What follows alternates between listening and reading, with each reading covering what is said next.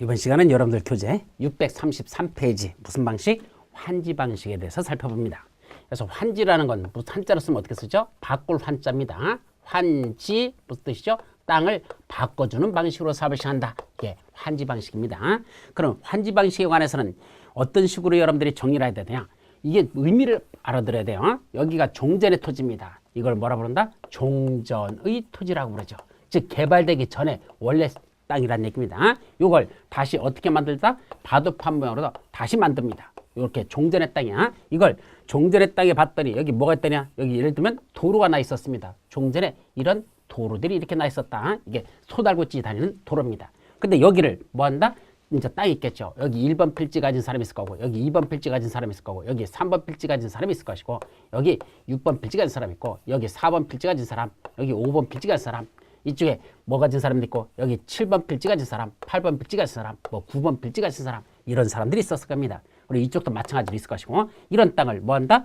바둑판 모양으로 다시 도시를 이렇게 개발하는 거죠. 그래서 이건 도로가 되는 것이고, 도로가 만들고, 그 다음에 여기 있는 땅들을 다시 이런 식으로 다시 분류를 합니다. 그래서 땅들을 이런 식으로 나눠가지고, 종전의 땅들이 이렇게 나눠지겠죠? 그렇게 해가지고, 종전했던 1번 필지 소유자에게 너는 이거 줄게. 2번 필지 소유자에게 너는 이거 줄게. 그 다음에 3번 필지 소유자는 이거 3번 넣어줄게. 4번 필지는 이거 넣어줄게. 여기는 5번 필지 줄게. 그죠? 여기는 6번 필지 줄게. 뭐 이런 식으로 땅을 나눠주는 것들. 근데 여기는 6번을 주지 않고 여기는 시청 건물 지을 땅이니까 6번은 안 주겠답니다. 왜 그러죠? 6번은 자기가 환지받기를 원하지 않았어. 이게 토지 소유자 본인의 신청에 의해서 또는 마땅히 줄 게 없어서 너는 줄 게 없으니까 그냥 떠날래? 했더니 그럴래요. 자기는 환지 안 받아도 좋다고 동의를 해줬대. 그게 토지 소유자의 신청 또는 동의한 뭐라 부른다? 환지 부지정. 환지를 정하지 아니한다. 환지 부지정도 있을 수 있습니다. 그래서 6번 필지는 여기 명시되지 않는 이유가 저 사람은 떠나겠다는 얘기입니다. 그래놓고 여기는 뭐 짓는다? 여기는 학교 지을 땅이랍니다. 여기는 학교 부지고 여기는 무슨 부지다? 이건 사업에 필요한 경비에 충당하기 위해서 시행자가 지가 가지고 있으면서 팔아가지고 이 땅을 팔아서 그 돈 갖고 사업에 소요되는 비용에 쓰겠다는 채비지를 정한다. 이런 식으로 사업이 될 수 있습니다. 또 여기 소유자들이 쭉 나가겠죠. 그래서 여기 이제 소유권 관계들이 쭉 나갈 겁니다. 자, 그 중에 여기도 몇 번 있다냐? 8번, 9번까지 했죠. 10번, 11번, 12번, 13번 소유자까지 있고 여기 14번 소유자인데 이 14번 땅은요 너무 작아요. 면적이. 그래서 새로운 땅으로도 줄 만한 규격 사이즈가 안 맞아. 그래서 이 사람 뭐죠? 너는 지나치게 작다? 과수토지죠. 지나치게 한 과수토지는 이것도 뭔다? 환지를 정하지 아니할 수 있다. 환지 부지정 대상이 됩니다. 너에게는 새로운 땅으로 주려고 봤더니 너무 맞는 사이즈 규격이 없어. 너는 너무 작아서 종전께. 그래서 너는 미안하지만 돈 받고 떠나라. 과수토지에 된 환지 부지정도 있을 수 있죠. 근데 누구도 있다? 여기 보니까 단독주택을 가진 사람들이 있습니다. 여기 주택을 가진 사람들이 있어. 그럼 이 주택을 가진 사람들한테는 누구누구 15번, 16번, 17번, 18번 이렇게 네 필지 땅은 뭐만 가진 사람들? 주택을 가지고 있는 사람들입니다. 그럼 이분들에게는 나중에 여기다 뭘 만들어준다? 이 땅에다가 아파트를 줘요. 그래서 이렇게 아파트 줘가지고 뭐 가지고 있던 사람들? 주택을 가지고 있던 사람들에게 너희들은 여기 구분 수요권을 주겠다. 건축물의 일부와 토지의 공유지분으로 이렇게 아파트식으로 만들어주는 걸 이걸 무슨 환지란다? 이거는 입체환지라고 표현합니다. 그래서 이걸 입체환지란다. 자, 이와 같이 종전의 땅 대신에 새로운 땅으로 주겠다는 이런 청사진을 그려내는데 이런 계획을 무슨 계획을 한다? 이걸 환지 계획이라고 표현한다는 거. 요 환지 계획이라는 게 중요한 겁니다. 그래서 환지 계획을 한마디로 말하면 종전의 땅을 가지고 있던 사람에게 새로운 땅으로 만들어주는 이 청사진을 계획을 무슨 계획을 한다? 환지 계획을 하죠. 자, 그럼 여기서 가만히 보면 1번 필지 가진 사람에게 어딜 주는데? 이걸 주는데 그럼 1번은 원래 있던 땅에 그 그림을 그대로 그리면 이렇게 돼 있으니까 아마 이렇게 되겠죠. 여기가 원래 1번 필지였었거든. 1번 필지 가진 사람이 이 땅에 있었어. 근데 1번은 학교 부지로 들어가고 1번은 1번 있던 자기 땅도 1번은 들어가. 근데 문제는 뭐더냐? 종전했던 땅의 면적보다는 새로 받는 환지 면적이 종전보다 늘어났습니까? 줄어들었습니까? 줄어들어요. 그게 필연적이라 그렇습니다. 왜 그렇죠?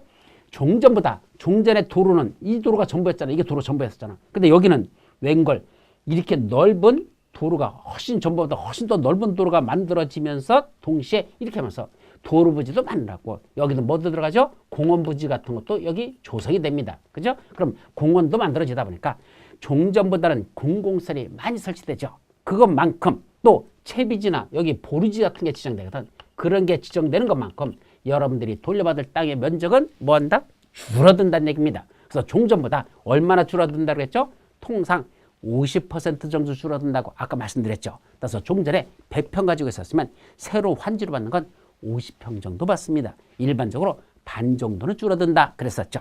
그러면 줄어드는 게 면적식으로 따지면 전부 다 똑같은 비율로 줄어들어야 되겠죠. 그래서 쉽게 생각하면 면적식으로 보자. 그럼 이게 원래는 몇 평 가진 사람이 있었어? 100평을 가진 사람이 있었어. 그러면 줄여주면 얼마? 반으로 줄여주면 50평 주면 딱 맞겠죠. 이렇게 딱 규격에 맞도록 주는 걸 적응환지라고 합니다. 근데 모든 땅이 이렇게 규격에 딱 맞을 수가 없어요. 왜 그러죠? 종전했던 사람이 이게 100평이 아니라 이게 80평밖에 안 됐었습니다. 그럼 80평 가진 사람은 얼마 줘야 됩니까? 40평을 줘야 되잖아. 반으로 줄이면. 근데 이 한 필지 사이즈가 규격화됐는데 얼마로 됐더라? 50평으로 됐다고 가정하죠. 그럼 80평 가진 사람에게 반으로 줄이면 40평을 줘야 되는데 40평을 주려면 한 필지 50평에 10평을 뺀 40평만 줘야 되잖아. 근데 한 필지의 일부만 소유권을 주는 건 지적법에서 배우셔요. 그런 건 할 수 없습니다.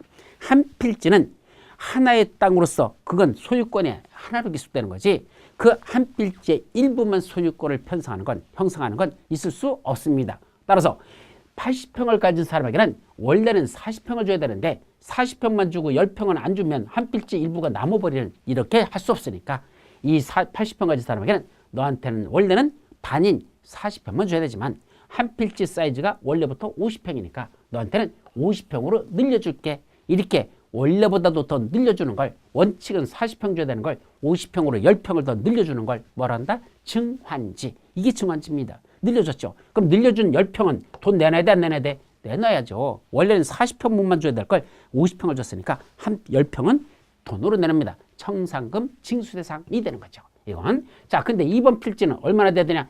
이거 150평을 갖고 있었다 치자. 그럼 150평이나 되는 사람은 크잖아요. 원래 반을 줄이면 몇 평을 줘야 돼? 75평을 줘야 되잖아. 그러면 50평짜리 하나에다가 더하기 밑에 땅 25평을 더 줘야 되면 되네. 그럼 75평 딱 맞잖아. 근데 한 필지는 주고 나머지 필지의 일부만 또 준다? 25평 준다? 그러면 또 밑에 있는 땅은 또 소유권이 또 분할해야 하니까 안 되잖아요. 그때는 뭐죠? 미안하지만 너는 150평 가진 너는 몇 편만 가져라? 50편만 가지랍니다. 그럼 원래는 150평 가진 사람은 반으로 줄여서 75평을 줘야 될 걸 50편만 줬으니까 나머지 25평은 뭐 한 거야? 손해보는 거잖아. 청산금을 교부해 줍니다. 그런 걸 감환지, 줄여서 주고 줄여서 받는 것만큼 손해봤으니까 청산금을 교부합니다. 이런 걸 증환지, 감환지라고 한단다. 그걸 가져. 또 원래 2번 필지는 자기가 있던 땅 위치네. 자기 있던 땅을 받으면 뭐란다? 그걸 제자리환지라고 합니다. 자기가 있던 자리가 요 자리잖아. 거기 그대로 받았으니까 이걸 제자리환지라고 하죠. 반면에 여기 7번, 8번 가진 사람들이 있었죠. 근데 7번 있던 땅, 8번 있던 땅을 뭐로 쓰는데? 공원, 보루지로 쓰겠대. 그럼 공원 만들 땅을 줄 수는 없고 보루지 만들 땅을 줄 수는 없으니까 이 7번, 8번은 어디 주냐? 건너편을 주겠대. 그래서 이걸 7번 땅으로 여기를 주고 8번 땅을 여기 주겠대. 그럼 지가 있던 자리를 받지 못하고 자기들이 있던 자리는 요 자리였는데 여기를 받지 못하고 건너편에 있는 여기 있는 땅을 받았죠? 요걸 뭐란다? 다른 자리 환지라고 합니다. 그럼 7번과 8번은 원래 있던 자리가 아닌 옆에 있는 자리로 옮겨간 이쪽이 아닌 길 건너편 이쪽에 있는 땅으로 받는 거 이걸 뭐란다? 다른 자리 환지라. 7번, 8번은 이런 식이죠. 자, 이런 것들도 있다는 거 일단 여기까지만 기억하고 이제 내용들을 보면서 살펴보도록 하죠. 자, 633페이지 보시면 환지 방식의 사업 시행해놓고 제일 먼저 뭐부터 한다? 환지 계획을 작성한답니다. 그 환지 계획에는 어떤 내용이 들어갈까? 첫 번째, 그것도 시험 문제에 났었어요. 환지 설계가 들어갑니다. 종전의 땅을 이렇게 갖고 있던 사람들에게 새로운 땅을 이렇게 만들어주겠다는 설계도면 환지 설계가 들어간다. 두 번째, 요거 종전의 토지고 이걸 뭐라 부른다? 이걸 환지라고 부릅니다. 이건 종전의 토지, 이건 뭐라 부른다? 환지라고 하죠. 이때 각 이거 새로 받는 환지별 뭐가 있단다? 명세죠. 종전의 땅 말고 새로 받는 환지별 명세가 들어가야 됩니다. 즉, 이 땅은 누구한테 주고 이 땅은 뭐로 쓰고 이 땅은 뭐로 쓰고 이게 다 각각 필지별로 된 환지 명세가 여기 환지계에 들어갑니다. 필지별로 된 환지 명세. 세 번째는 필지별 권리별로 된 청산 대상 토지 명세. 이때 청산이라는 게 뭐죠? 청산한다는 게 무슨 말입니까? 돈 줄 거 주고 받을 거 받고 너랑 나랑 이해관계 끝내자. 이게 청산 아닙니까? 따라서 어떤 게 청산이죠? 이 사람들. 6번 토지 가진 사람은 환지 받기를 원했습니까? 원하지 않았습니까? 자기는 이런 땅 새로 받는 거 싫대. 자기는 시골에서만 살고 농사만 졌기 때문에 이 땅 농지 그냥 나 돈으로 달래. 나중에 저 따눠가지고 다른 옆에 있는 도시개발구역 밖에 있는 농지 사서 그래서 농사 짓고 살겠대. 환지 받기를 원하지 않는데 이게 본인의 토지 소유자의 신청에 의한 환지 부정이죠. 그럼 이 사람은 환지를 받기를 원하지 않았으니까 뭐합니까? 돈 주고 떠나보냅니다. 그래서 이건 뭐가 된다? 청산대상 토지가 되죠. 아까 이것도 과수토지, 지나치게 다한 땅. 이 사람도 환지를 줄 만한 땅이 사이즈가 없으니까 너도 돈 받고 떠나라. 이 사람도 청산대상 토지가 되는 겁니다. 이런 청산대상 토지 명세 이것도 들어가야 되고 또 채비지, 보리지 명세입니다. 아까 채비지가 뭐라 그랬죠? 사업에 필요한 경비에 충당하려고 시행자 지가 갖는 땅입니다. 그래서 사업 시행자는요. 종전했던 땅을 이런 식으로 개발해서 종전의 소유자에게 새로운 땅으로 바꿔주는 거 그것만 시행자는 할 뿐입니다. 따라서 시행자는 이익이 나거나 손해보는 게 없습니다. 그냥 사업에 수요되는 비용만 지가 이렇게 채비지를 정해가지고 이 땅을 팔아가지고 돈 들어오죠? 그거 갖고 사업에 필요한 경비에 써버리고 남는 돈이 있으면 나중에 토지 수요자에게 그 지분대로 다시 돌려주면 되는 것이고 부족했으면 토지 수요자에게 다시 받아야 되는 거예요. 사실은 이게 사업 시행자는 그렇게만 하고 맙니다. 그래서 시행자는 채비지라는 걸 지정해서 이 땅을 팔아서 사업에 필요한 경비에 충당합니다. 그럼 보류지는 뭘까? 보류지. 좀 전에 말한 사업에 필요한 경비에 충당하거나 또는 규약 등에서 정한 목적 달성을 위해서 환지로 정하지 않고 남겨둔 땅입니다. 즉 사람들에게 새로운 땅으로 주지 않고 여기는 이래라는 목적으로 해서 따로 쓸 땅이니까 따로 남겨두자 하고 남겨두는 걸 말한다? 보류지. 그런 어디가 채비지 위치고 어디가 보류지 위치인지 그런 명세가 어디에 들어간다? 환지계획에 저것도 들어갔죠. 뭐 들어가죠? 요거 입주한지를 계획할 때는 입주한지 명세. 즉 종전의 토지나 건축물을 가진 사람에게 건축물의 일부와 토지의 공유 지분으로 주는 아파트 같은 거로 주는 거 또는 구분 소유권을 갖는 상가 같은 거로 주는 거 이런 걸 뭐라 부른다? 입주한지라. 왜 입주란 말을 썼죠? 원래 환지라는 건 땅을 바꿔주는 거니까 종전의 토지 대신에 새로운 땅으로 바꿔주는 게 이게 환지입니다. 그런데 이 입주한지는 단순히 땅만 바꿔주는 게 아니라 토지 위에다 건축물을 져가지고 건축물도 주는 거니까 뭐라고 한다? 건축물은 입체적인 모습을 띈다 해서 이런 건 입체한지라고 합니다. 그런 명세서가 어디 들어간다? 환지계획에 포함시켜야 됩니다. 자, 그런데 이렇게 뭘 주려면 뭐부터 작성한다? 환지계획을 작성한다 그랬잖아. 그럼 작성할 때 사업시행자 맘대로 작성하면 될까 안 될까? 안 되겠죠. 만약에 사업시행자 네 멋대로 하라면 이 사업시행자 지하고 친한 사람 만약에 조합이 사업을 시행하는데 그럼 조합장 지하고 친한 사람은 어디 준다? 이 중에 알짜배기 땅을 주고 자기랑 싸웠거나 싸가지 없이 느껴지는 사람은 저기 쓰레기 매리 땅 옆에 있는 땅 주면 되겠지. 시행자 멋대로 하면 돼 안 돼? 안 되잖아요. 따라서 공정성을 기획해서 환지계획을 작성할 때는 뭐를 고려해야 된다? 종전의 토지와 이 환지의 위치, 지목, 면적, 토질, 수리, 이용상황, 환경 그 밖의 사항을 종합적으로 고려하여 합리적으로 정하여야 합니다. 따라서 종전의 땅을 가지고 있던 사람에게 새로 환지를 주면서 반드시 7가지는 고려해야 됩니다. 위지면, 토수, 이환이라는 7가지는 반드시 고려하고 위지면, 토수, 이환 이렇게 보세요. 7가지 반드시 해요. 그 밖의 사항을 종합적으로 고려해서 합리적으로 정해야 됩니다. 그때 수리라고 하는 건 물줄기를 말해 물이 즉 국어라든지 또는 하천이 어떻게 흘러가는지 그런 수리 같은 것도 고려해서 정하면 된다라는 얘기입니다. 근데 그렇게 조건에 딱 맞게 주는 걸 그런 조건에 딱 맞게 주는 걸 뭐란다? 아까 50에 50에 100을 50으로 딱 맞춰주는 거 이런 걸 적응환지라고 하죠. 근데 통상 적응환지로다 딱 맞춰주는 게 드물어요 오히려. 따라서 권리관계를 다시 조정해 줍니다. 그 중에 첫 번째 뭐였던다? 환지 부지정이라는 게 첫 번째 나오죠. 아까 토지 소유자의 신청이나 동의한 환지 부지정이 있을 수 있습니다. 근데 이때 조심할 게 있죠. 토지 소유자가 아까 농사 짓던 농부가 자기가 환지 받기 싫다고 본인만 돈 받고 떠나면 끝날까? 안 됩니다. 여기 누가 있다면 임차권자, 새들어 사는 사람이 있으면 그 사람도 떠나야 될 거 아니야. 같이 떠나야 되잖아. 따라서 그때는 임차권자는 아직 계약기간 동안은 임차권을 행사할 수 있기 때문에 아직 계약기간 끝나기 전에 떠나겠다고 하는 거니까 그때는 임차권자의 동의도 받아야 환지를 정하지 아니할 수 있습니다. 아주 시험 문제 여러 번 나왔었죠. 토지 소유자의 신청이나 동의한 환지 부지정이 있을 때는 거기 임차권자가 있다면 임차권자의 동의도 받아야 한다는 것 중요한 거죠. 두 번째, 지나치게 작은 땅. 요거 면적이 얼마 돼야 되나? 20평밖에 안 됩니다. 그럼 20평을 반으로 줄여주면 몇 평 줘야 돼? 10평밖에 안 되잖아. 그런데 한 필지가 아까 얼마에서 50평이잖아요. 그럼 10평밖에 못 주면은 50평 땅에 10평 일부만 줄 수 있습니까? 안 된다고 그랬죠. 그럼 증환지 하면 되지. 몇 평 주면 돼? 40평 늘려주면 되지.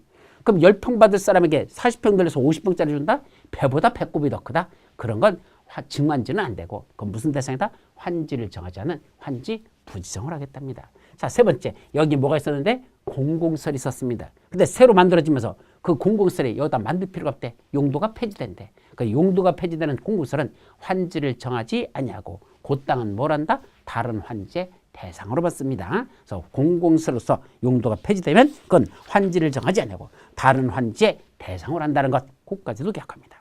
자, 다음 페이지 니은의 토지 면적 규모를 조정합니다. 아까 뭐 있었죠? 약간 작은 땅은 늘려서 40평만 줄 사람에게 50평으로 늘려줘서 10평 늘려주는 걸, 그걸 증환지. 너무 큰 땅, 원래는 150평 가진 사람 75평 줘야 되는데 50평만 줄여주죠. 25평은 줄여주는 거, 이걸 감환지. 증환지, 감환지가 가능하다라고 했었죠. 그것도 있습니다. 그 밑에 공공설부지가 있죠. 이 중에 공원 같은 것들이 있었습니다. 도로 같은 게 있었습니다. 그럼 공공설부지는 뭐 한다? 옮겨갈 때 자기들이 가고 싶은데 아무 데로 가도 되고 면적도 종전보다 더 크게 해도 관찰이 없어. 줄여주는 거 없습니다. 공공설은 면적이나 위치에 있어서, 위치나 면적에 있어서 기준을 환지 작성하는 기준이 있었죠. 아까 위지면 토수면 적용하는 거, 그 기준을 적용하지 아니할 수가 있습니다. 가고 싶은데 아무 데로 가도 된다 이거죠. 자, 보류지, 채비지. 아까 보류지라는 건 뭐였었죠? 첫째, 사업에 필요한 경비에 충당하나 규약, 정관, 시행규정 등에서 정한 목적 달성을 위해서 환지로 정하지 않고 남겨둔 땅을 보류지라고 하고, 그 중에 일부를 채비지로 정하여 사업에 필요한 경비에 충당할 수 있다. 그 사업에 필요한 경비에 충당하는 걸 채비지라고 부른다는 것, 거기까지죠. 자, 은폐, 면적식 환지 기준해서 토지 부담률이라는 게 나옵니다. 요거는 작년에도 시험 문제가 났었기 때문에 올해는 또 안 날 것 같기는 한데, 그래도 최근에 계속 한 3, 4년 주기로 다 한 번씩 나기 때문에 한번 보자. 그럼 토지 부담률은 뭐냐?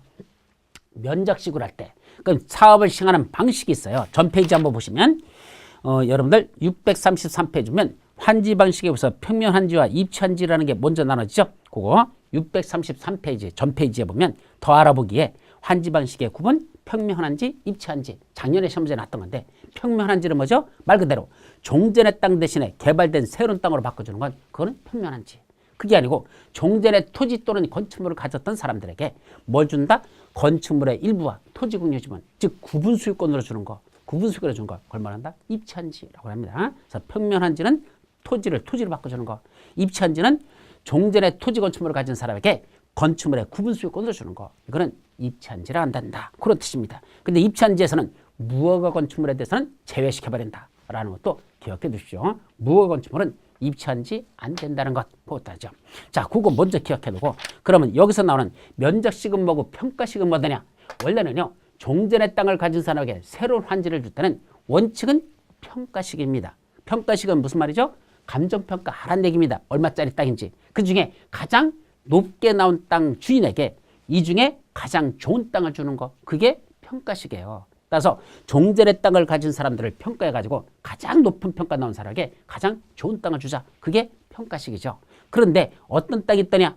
농지 같은 것들 전부 다 논입니다. 그럼 논이 쫙 있으면 A 논이나 옆에는 B 논이나 옆에는 C 논이나 논은 뭐죠? 가치가 똑같습니다. 근데 평가해봤자 가격은 똑같이 나와. 그럴 때는 평가식으로 하지 않고 뭘 할 수 있다? 면적식. 큰 땅을 가진 사람들, 크게 나온 사람에게 더 좋은 땅을 주고 작은 땅 가진 사람에게 더 나쁜 걸 주는, 이런 식으로 하는 면적식으로 할 수 있습니다. 그럼 면적은 줄이라는 얘기입니다. 그럼 면적 그대로 줄이면 돼. 따라서 아까 줄어드는 면적의 비율, 종전의 토지를 가진 사람이 새로운 땅을 받을 때 그 면적이 줄어든다 했죠. 그 토지를 부담하는 비율, 얼마까지 종전했던 땅을 가진 사람이 새로운 땅이 만들어지면서 아까 면적이 줄어든다 했잖아. 이 면적이 얼마나 줄어들어서 자기가 환지 방식으로 하면서 토지를 부담하는 비율이 얼마나 되느냐, 그 토지 부담 비율을 뭐란다? 토지 부담률이라 한다. 그렇게 일단 개념 정리하시고, 이때 면적식으로 할 때만 토지 부담률을 적용합니다. 그럼 토지 부담률은 원칙적으로 얼마를 초과할 수 없다? 숫자상으로 50%를 초과할 수 없습니다. 근데 지정권자에 뭘 받으면, 지정권자가 인정하면 몇 프로까지도 가능하다? 60%까지 해두는 것도 가능하죠. 근데 60% 초과되는 거 안 될까? 그것도 가능합니다. 어떤 경우에? 거기는 토지 소유자 총수 3분의 2 이상. 만약에 조합이 사업을 시행한다면 조합원 3분의 2 이상의 동의를 받으면 60% 초과해서 그런 토지 부담률을 적용할 수도 있습니다. 원칙은 50% 이하로 해야 되는데 그때 지정권자가 동의하면, 그때 지정권자가 인정하면 그때는 60%까지도 가능하고, 토지 소유자 3분의 2 이상 또는 조합원 3분의 2 이상이 동의해주면 그때는 60% 초과해서 토지 부담률을 정하는 것도 가능하다는 얘기죠. 그러면 평균 토지 부담률이라는 건 어떻게 산출할 것이냐? 전체적인 평균이야. 각 개인들이 부담하는 건 개별 토지 부담률이고, 전체 평균 토지 부담률은 어떻게 계산할 것이냐 이거죠. 자, 그러면 종전의 땅을 한번 보자. 그럼 종전의 땅에 보면은 여기 뭐가 있습니까? 도로부지가 있잖아요. 여기 도로부지 있고, 여기 도로부지가 이만큼 있잖아. 그죠? 그 다음에 뭐도 있고, 공원부지 같은 것도 있을까요? 도로라든지 여기 공원 같은 게 있었다. 그러면 이것들은 무슨 시설이죠? 공공시설입니다. 그리고 저런 공공시설은 환지 방식으로 사업이 시행되면 공공시설은 누구한테 줍니까? 사업 시행자한테 무상기수됩니다. 어차피 공공시설은 여기도 도로 만들어지잖아. 그죠? 그건 토지 소유자 땅을 뺏은 게 아니고 원래부터는 공공시설이니까 여기다 공공시설을 줘버립니다. 그럼 그건 여러분들이 부담하는 거야? 부담 안 하는 거야? 안 하는 거죠. 여러분들의 땅을 뺏어가지고 부담시킨 게 아니고 원래부터도 도로 공공부지니까 이거는 여러분들이 부담하는 면적에서 제외시켜버리는 게 맞다는 얘기입니다. 또 여기 원래부터 누가 갖고 있는 것에서 시행자가 보유하고 있는 땅이 있습니다. 시행자가 소유하고 있는 땅이 있습니다. 이것도 원래부터 시행자 거니까 그건 시행자 거니까 여러분들이 부담하는 게 아니라는 얘기입니다. 그래서 어떤 식으로 토지 부담률을 계산하느냐, 이걸 뭐라 하느냐, 환지계획 구역입니다. 환지계획 구역이라고 하는 건 환지 방식으로 사업이 시행되는 구역을 환지계획 구역이라고 합니다. 원래 수용 방식이 있고 환지 방식이 있잖아. 그럼 도시개발 구역하고 환지계획 구역하고 차이는 뭐죠? 도시개발 구역 중에서 환지 방식으로 사업이 시행되는 그 구역을 환지계획 구역이라고 합니다. 그럼 환지계획 구역 면적 중에서 여러분들이 받지 못하는 땅이 무슨 땅이죠? 보류지죠. 토지 소유자에게 주는 게 아니라 사업시에서 남겨둔 땅을 뭐란다? 보류지라고 합니다. 그럼 전체 환지계획 구역에서 뭐가 차지하는 면적? 여러분에게 주지 않는 땅, 보류지가 차지하는 면적, 보류지 면적 있죠? 이거 곱하기 100 하면 이게 원래 토지 부담률 같죠? 왜냐면 전체 면적 중에서 여러분들에게 주지 않는 땅, 보류지, 환지로 정하지 않고 남겨둔 땅이 보류지를 했잖아. 보류지 면적. 그럼 환지계획 구역 면적 중에서 보류지 면적의 비율이 얼마나 되느냐? 그럼 그게 여러분들에게 주지 않고 남겨둔 땅의 면적이 늘어나면 늘어날수록 부담하는 게 많아지는 거잖아. 그 비율. 이게 원래는 평균 토지 부담률 같죠. 근데 여기에 대단한 오류가 있습니다. 어떤 오류였죠? 자, 전체 환지계획 구역 면적이 우리 10만 제곱미터라고 가정해봐. 그럼 10만 제곱미터 중에서 보류지 면적이 6만 제곱미터를 차지한다고 가정해보죠. 그럼 10만에서 6만 하면은 부담률이 몇 프로죠? 60%. 전체 10만 중에서 보류지로다 여러분들에게 주지 않고 남겨둔 땅이 6만 제곱미터라면 그다음에 10만 분의 6만이니까 곱하기 100 하면 60%. 여러분들이 부담한 건 60%가 되죠. 근데 이게 평균 토지 부담률이냐? 아니라는 걸 주시면 이렇게 계산하지 않습니다. 왜냐하면 아까 여기 뭐가 있었죠? 공공시설로서 시행자에게 무상기수 때는 공공시설 면적이 있고 시행자가 원래부터 지가 갖고 있는 땅이 있습니다. 이거는 여러분들이 부담하는 게 아니기 때문에 그걸 뺍니다. 근데 그걸 어디서 뺀다? 전체 환지계획 구역 면적에서 이 면적을 전체 면적 중에서 요 공공시설 시행자에게 무상기수 때는 공공시설 면적과 시행자가 소유하고 있는 면적을 뺍니다. 그래서 여기에 뭐가 뺀다? 빼기 시행자에게 무상 귀속되는 공공시설 면적과 플러스 시행자가 소유하고 있는 소유한 토지 면적, 소유 면적을 빼란 얘기입니다. 근데 이걸 미터만 빼는 게 아니라 보류지 면적 속에서도 똑같이 이걸 뺍니다. 여기 있는 걸 이걸 그대로 어디다 위에도 빼란 얘기입니다. 거기에 들어간답니다. 그래서 계산하면 이게 뭐가 된다? 평균 토지 부담률이 된다. 이게 평균 토지 부담률이라는 건 이렇게 계산한 거 평균 토지 부담률입니다. 자, 예를 들어서 무상으로 기술되는 공공시설 면적이 이 면적이 얼마나 되느냐? 이게 1만 제곱미터라고 가정하고 시행자가 원래부터 갖고 있던 시행자 소유 토지 면적이 1만 제곱미터라고 한번 가정해 보시죠. 그럼 계산 어떻게 합니까? 환지계획 구역 전체 면적 10만 제곱미터에서 빼기 1만 플러스 1만 플러스 1만 이렇게 되는 거죠. 1만 플러스 1만 이렇게 되는 거. 분해 위에 부르지 면적 6만 제곱미터라고 그랬었고 6만 빼기 1만 플러스 1만 이렇게 또 정리하면 되죠. 그럼 1만 플러스 1만이니까 얼마죠? 2만. 그럼 곱하기 100 했으니까 다시 계산하면 10만에서 2만을 뺐으니까 8만이죠. 8만 분의 6만에서 2만 하니까 4만이 되죠. 4만 곱하기 100 하면 얼마? 50%가 나옵니다. 아까하고 계산법이 전혀 달랐죠. 아까는 10만 분의 6만 곱하기 100 하면 60%지만 지금같이 이걸 위와 아래에서 다 동시에 다 둘을 빼버리니까 그때는 50%로 줄어듭니다. 위에도 똑같은 숫자를 빼고 밑에도 똑같은 숫자를 뺐는데 왜 숫자가 낮아졌죠? 이걸 매직이라고 합니다. 마술입니다. 그래서 이건 사실 어떻게 보면 여러분들에게 말장난한 거와 똑같은 건데 종전에는 여러분들이 60% 부담했다 해놓고 위와 아래에서 똑같은 숫자를 빼버리니까 여러분들이 50%만 부담한다 라고 숫자가 줄어들잖아. 그래서 이게 평균 토지 부담률이라는 걸 조심해서 기억해 두시기 바랍니다. 거기까지. 그때 평균 토지 부담률의 변경을 금지합니다. 즉 부득이한 사정이 있는 경우를 제외하고는 토지수에게 부담을 주는 토지 부담률을 함부로 변경해서는 아니 됩니다. 자, 다음 페이지 보시면 조성토지 등의 가격 평가 방법이 있습니다. 그럼 조성토지 등의 가격은 어떻게 평가할까? 환지 방식으로 할 때 이 가격 평가는 먼저 토지평가협의회 심의를 거쳐 평가하되 그에 앞서 대통령유저는 공인평가기관 즉 감정평가업자의 평가를 미리 거치랍니다. 그래서 순서는 먼저 감정평가업자가 먼저 평가하고 그 다음에 토지평가협의회의 심의를 거칩니다. 그게 중요해. 토지평가협의회 심의에서 가격을 결정하면 이게 조성된 토지 등의 가격입니다. 자, 이럴 때 행정청이 아닌 시행자들만 중에 행정청이 아닌 시행자들이 환지계획을 작성했을 때는 누구한테? 특도 시장운수 후천한테 인가받는다는 것. 환지계획 인가는 누구만 받는다? 행정청이 아닌 시행자들만 인가받는다. 특도 시장운수 후천한테 인가받습니다. 그럼 행정청이 시행자들은 인가받는 게 없습니다. 그냥 지들이 작성하고 끝납니다.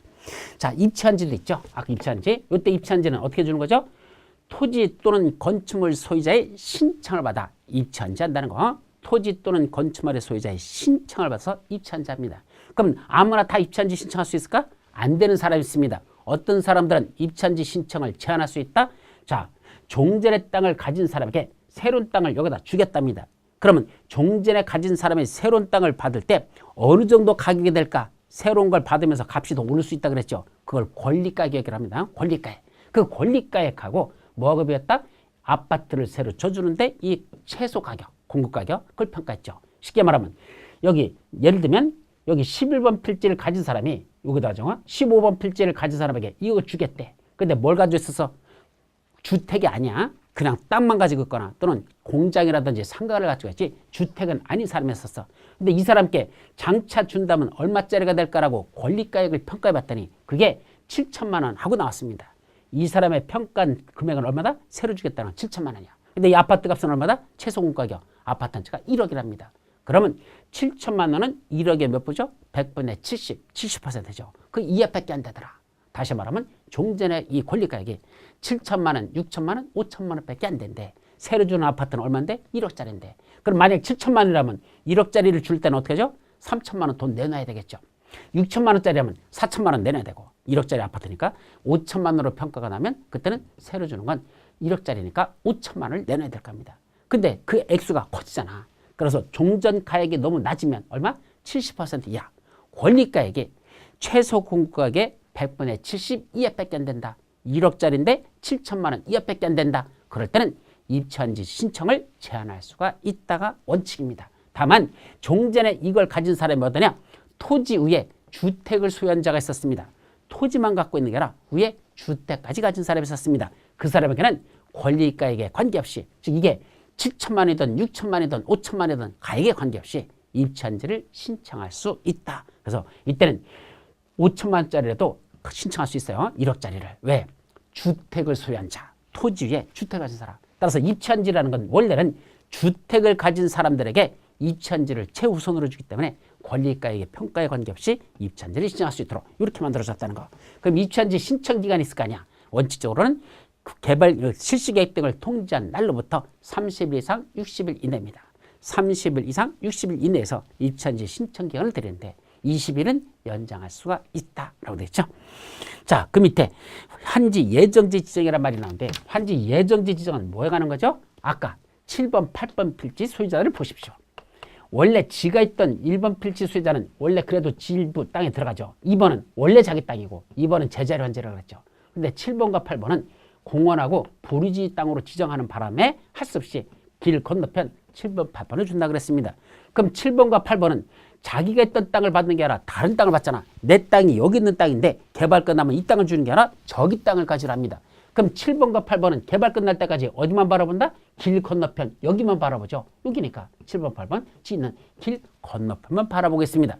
권리관계가 불안정한 게 너무 오래 있었답니다. 언제까지? 여기 개발이 다 이렇게 끝날 때까지 기다려야 되잖아. 개발이 끝나야 자기 땅이 되거든. 근데 그때까지는 너무 오래 기다리니까 뭐를 하자? 그러지 말지. 어차피 이 사업을 시행하는 방법은요. 일단 1블럭 먼저 공사하고 그 다음에 2블럭 공사하고 그 다음에 3블럭 공사하고 여기 4블럭 공사하고 이렇게 공사는 순차적으로 시행되는 게 많습니다. 블럭을 나눠가지고 1블럭, 2블럭, 3블럭, 4블럭 이렇게 나누죠. 그러면 1블럭의 공사가 끝났습니다. 그래서 개발이 정비가 다 됐어. 그러면 7번, 8번 소유자한테 뭐 하느냐? 야 7번, 8번아 니들 장차 가질 땅이 이 땅이 네 땅이지? 그러니까 일단 여기 정비가 끝났으니까 니들 미리 가라. 미리 가래요. 가서 여기 가서 뭐 했어라? 사용수익하고 있으래. 이때 사용수익이란 건축물 지어도 된다는 얘기입니다. 건물 짓고 살고 있으라는 얘기입니다. 언제까지? 여기 4번 필지까지 개발이 다 끝날 때까지. 그럼 개발이 다 끝나면 뭐가 이루어진다? 준공업소 받고 그로부터 60일 이내에 환지처분 공고라는 거랍니다. 그럼 환지처분 공고가 있으면 언제부터? 환지처분이 공고된 날의 다음 날 7번, 8번은 소유권을 그때 가서 취득합니다. 그럼 소유권이 취득되기 전까지는 뭐라는 얘기야? 일찌감치 가서 지가 가질 예정된 땅에 가서 사용수익만 하게끔 지정해 주는 걸 뭐라 부른다? 환지 예정지의 지정이라고 합니다. 따라서 7번, 7번하고 8번 소유자한테는 장차 가질 땅에 미리 가서 사용수익할 수 있도록 사업이 어느 정도 이렇게 진행됐을 때 가서 사용수익하도록 해주는 걸 환지 예정지 지정입니다. 그럼 반드시 해야 될까요? 예정지 지정은 아닙니다.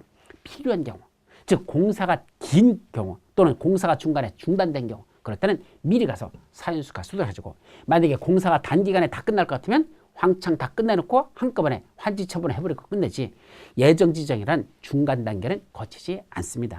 따라서 사업 시행상 필요한 경우는 예정지를 지정할 수 있다지 지정해야 한다면 틀려버리죠. 그때 여기 7번, 8번 이 땅에 임차권자들이 있었으면 임차권자도 아울러 지정한다? 같이 지정합니다. 그래서 7번 소유자가 가는 땅에다 여기 임차권자 집어넣고 8번 소유자가 가는 땅에 임차권자가 있으면 같이 아울러 지정해서 거기 가서 사용수익하도록 이렇게 해준다는 것. 이걸 예정지 지정이라고 합니다. 그럼 예정지 지정하면 어떤 효과가 있을까? 그 지정 절차는 다음이고 예정지 지정의 효과. 사용수익권이 이전합니다. 어디에 있던 게 종전의 토지에서 사용수익하던 권리를 그대로 예정지 와서 여기서 사용수익하라 이 소리입니다. 그래서 예정지 지정의 효력 발생일부터 지정일이 아니야. 예정지를 오늘 지정했어도 가서 사용수익하는 건 5월 1일부터 하래. 그럼 5월 1일을 뭐란다? 예정지 지정의 효력 발생이라고 하고 5월 1일 그때부터 예정지 지정받은 데 와서 그때부터 효력 발생부터 언제까지? 공사가 다 끝날 때까지 환지처분 공고일까지야. 그래서 예정지 지정의 효력 발생부터 환지처분 공고되는 날까지 여기서 뭐 할 수 있다? 종전과 같은 권리를 행사할 수 있다. 종전 7번, 8번 빛에서 사용수익하던 걸 그대로 여기 와서 사용수익할 수 있다. 그 뜻이고 종전의 토지 7번, 8번 빛에는 더 이상 사용수익할 수 없습니다. 왜? 예정지로 옮겨와서 사용수익하니까 이 땅은 또 뭐 들어가죠? 공사 들어가잖아. 까면 될 거 아니야. 공원 부지 만들고 부르지 만들어지니까 그 사용수익에서는 안 된다는 얘기입니다. 사용수익권이 종전의 토지에서 환지 예정지로 이전하는 효과가 발생한다 이거죠. 근데 가라고 하려고 했더니 웬걸? 여기 홍수가 나서 사용수익을 5월 1일부터 못한대. 그럼 사용수익 개시를 장애물이 있을 때는 사용수익 개시를 따로 정할 수도 있습니다. 자, 또 하나 중요한 게 있죠. 여기 사업 초기에 사업에 필요한 경비에 지정하려고 여기다 뭐 지정했죠? 채비지를 지정했습니다. 그럼 예정지에다가 채비지를 지정하면 사업 시행자가 사업에 필요한 경비에 충당할 땅이잖아. 이걸 사업 시행자는 뭐 할 수 있다? 예정지에 지정된 채비지를 사용수익 하게하거나 처분할 수 있다. 다른 사람에게 빌려주고 대부를 받아가지고 사업에 필요한 경비에 쓰거나 아니면 아예 처분해서 사업에 필요한 경비에 쓸 수가 있는 게 예정지에 지정된 채비지는 사용수익 하게하거나 처분할 수 있습니다. 자, 아까 예정지를 지정받아 7번, 8번이 가면 종전의 토지는 더 이상 사용수익할 수 없고 연리 사용수익하러 가죠? 그때 누구도 따라간다 그랬죠? 임차권자도 아울러 지정해서 같이 간다 그랬죠. 가보니까 종전의 땅에서 사용수익하던 임차권자의 권리가 여기서 보니까 더 증진될 수도 있고 더 줄어들 수 있죠. 즉 여기서 장사하던 것보다는 여기 와서 임차권자가 장사하는 게 장사가 잘 될 수도 있고 안 될 수도 있습니다. 그럼 장사가 잘 되면 주인이 임대료 증액을 요구합니다. 장사가 안 되면 임대료 감액을 임차권자가 요구할 수도 있고 안 되면 계약 해지, 권리 포기하고 떠날 수도 있습니다. 그거 언제까지만 임대료 증액 청구, 증감 청구 또는 계약 해지, 권리 포기할 수 있느냐? 시간이 있습니다. 언제까지죠? 예정지 지정의 효력 발생일부터 5월 1일 날 가라겠죠. 그럼 5월 1일부터 사용수익할 수 있잖아. 그로부터 60일이 지나면 행사할 수 없습니다. 즉 예정 지정의 효력 발생부터 60일 이내만 거기서 뭐 할 수 있다? 임대료 증감 청구나 계약 해지, 권리 포기할 수 있다는 거 거기까지도 기억합니다. 자, 세 번째 환지처분이라는 게 나왔죠. 환지처분은 언제 이루어진다? 공사가 다 끝나고 나서 여기까지 다 끝났어요. 사불로까지 끝났어. 그러면 준공검사를 받습니다. 준공검사 받은 날부터 60일 이내 그때는 뭔다? 환지처분이라는 걸 해야 된다라고 됐죠. 다만 지정권자가 사업시행자라면 지가 준공검사권자거든. 그럼 지가 준공검사 안 하고 지는 지정권자가 사업시행자일 때는 지는 공사한료 공고를 합니다. 공사한료 공고일부터 60일 내에 환지처분을 해야 된다라고 됐죠. 그게 환지처분에 관한 내용이고 다음 페이지 환지처분의 절차가 그 내용이까지. 그 다음에 환지처분 공고의 효과. 즉 공고하고 나면 어떤 효과가 있을까? 소유권이 이전합니다. 권리들이 이전합니다. 어디 있던 권리가? 종전의 토지에 있던 권리들이 일리 이전하는 겁니다. 여기 있던 권리들이 일리 이전한다. 7, 8번의 권리도 일리 이전하는 겁니다. 언제부터? 환지는 환지처분이 공고된 날의 다음 날부터 종전의 토지로 본다 라고 되어 있습니다. 이 말 요거 8번 환지는 환지처분이 공고된 날의 다음 날부터 뭐로 본다? 요거 여기 있던 종전의 토지로 본답니다. 이 말은 종전의 토지에 존재하던 권리들이 환지처분이 공고된 날의 다음 날부터 요 환지로 이전한다는 말을 그렇게 싸가지 없이 어렵게 써놨습니다. 하여튼 종전의 토지의 권리가 환지로 이전하는 건 언제다? 환지처분이 공고된 날의 다음 날이라는 거. 그런데 환지를 정하지 않기로 한 사람 있죠. 6번 필지 소유자, 14번 필지 소유자들은 환지를 여기 정하지 않았습니다. 저 사람들의 권리도 소멸해야 될 거 아니야. 언제 소멸할까? 환지처분이 공고된 날이 끝나는 때 소멸합니다. 그럼 환지처분을 오늘 공고했어. 그럼 오늘이 끝나는 때가 언제야? 오늘 밤 24시.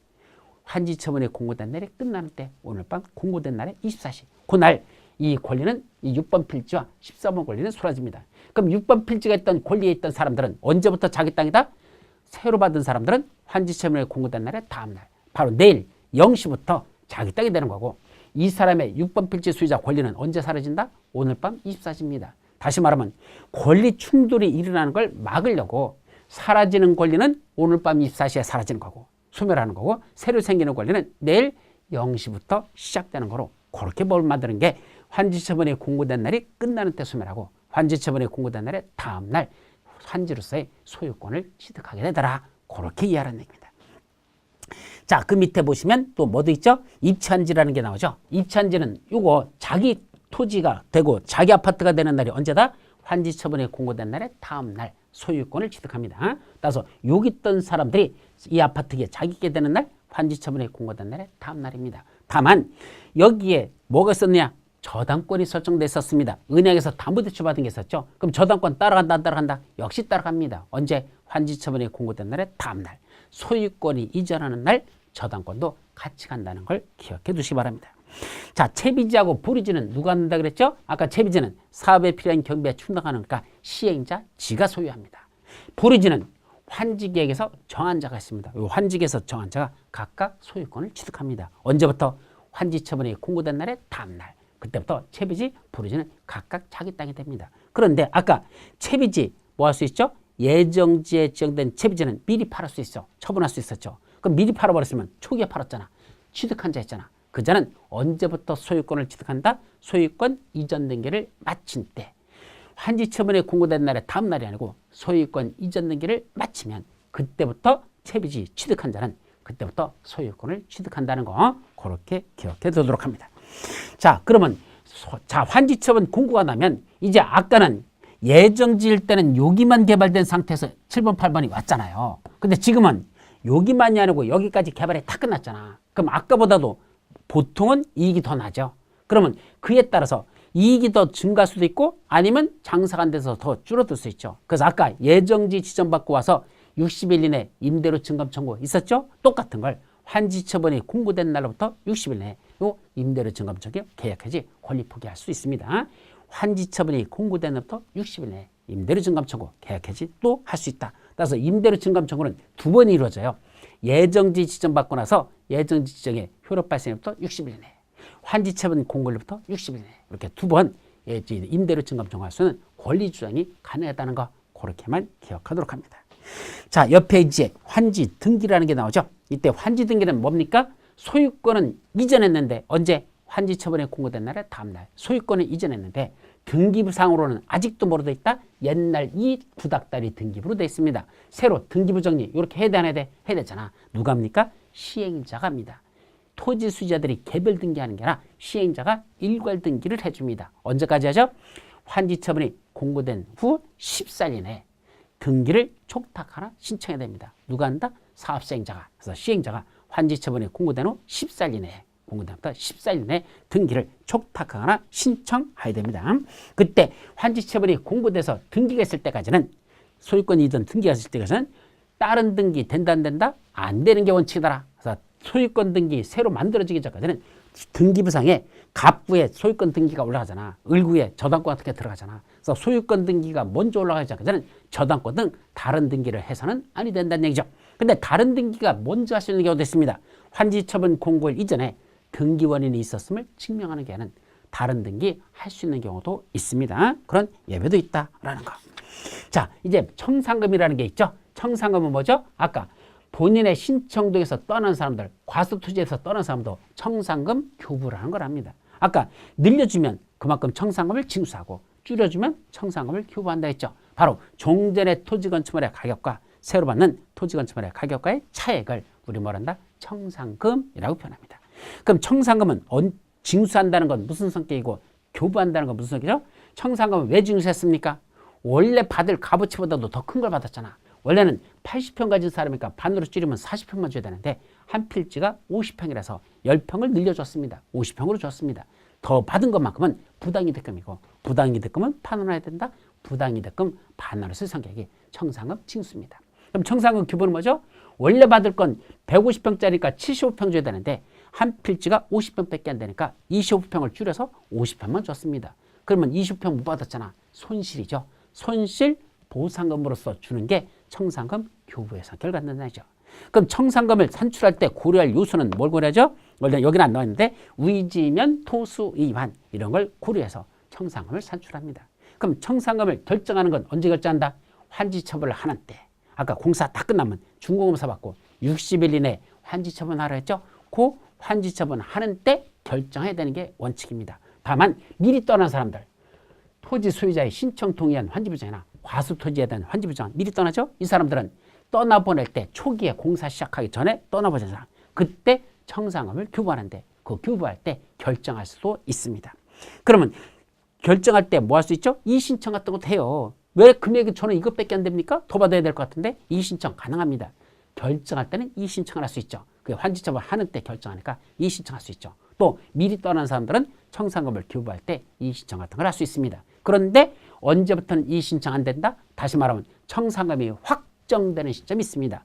결정과 확정이 다른 거야. 결정하고 그 다음에 확정을 시켜버립니다. 그럼 이 확정이 되면 더 이상 이의신청 안 된다는 얘기입니다. 언제죠?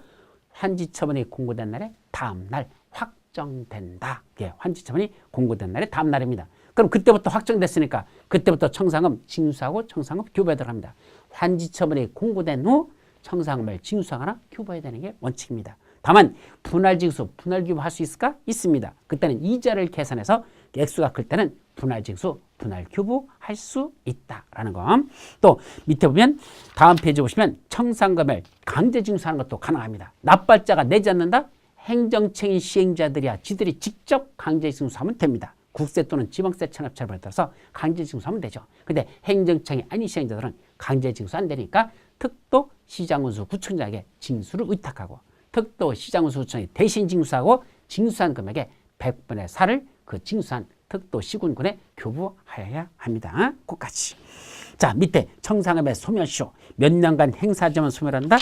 5년간 행사하자면 소멸합니다. 즉 청산금을 징수할 수 있는 권리가 있고 청산금을 뭐 할 수 있죠? 지급해야 되는 것. 청산금을 교부하거나 청산금을 징수할 수 있는 권리들이 있는데 그러니까 그러니까 내가 받을 수 있는 권리가 있고 또 징수할 권리가 있음에도 불구하고 둘 다야. 사업 시행자는 징수할 권리가 있는 것이고 그 다음에 토지 수자는 다시 청산금을 교부 받을 수 있는 권리가 있잖아. 그걸 행사하지 않고 그냥 권리에 잠들어 있다는 얘기입니다. 그럼 권리에 잠들어 있는 자들에게는 청산금을 교부한다? 안 준다? 또는 징수할 수 있는 권리를 준다? 그걸 뺏겠답니다. 몇 년이죠? 5년입니다. 원래는 언제부터 5년이죠? 환지처분이 공고된 날의 다음 날 권리가 확정되면 그때부터 징수할 거고 징수도 교부한다 그랬죠? 그때부터요.